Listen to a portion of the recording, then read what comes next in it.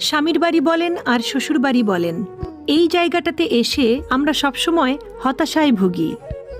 কিভাবে সবকিছুর সাথে খাপ খাওয়াবো, কিভাবে সবার মন জয় করব, এগুলো করতে করতে আমরা সবসময় সুপার অ্যাক্টিভ দেখাতে চাই নিজেকে। প্রথমে আমরা বাড়ির বউ হিসেবে সুপার বউ এবং স্বামীর স্ত্রী হিসেবে সুপার স্ত্রী, তারপরে ধীরে ধীরে সুপার গৃহিণী।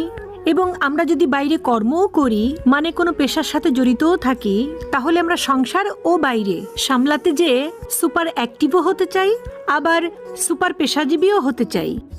মোট কথা সবকিছু মিলিয়ে সব জায়গাতে আমরা সুপার নারী হতে চাই।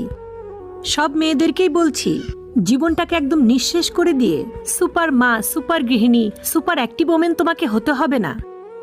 কারণ এসব করতে যে যখন তোমার শরীর ভেঙে যাবে, তখন ওই যাদের জন্য সব কিছু করে তুমি তোমার জীবনটা শেষ করে দিয়েছো, তাদের বেশিরভাগ মানুষ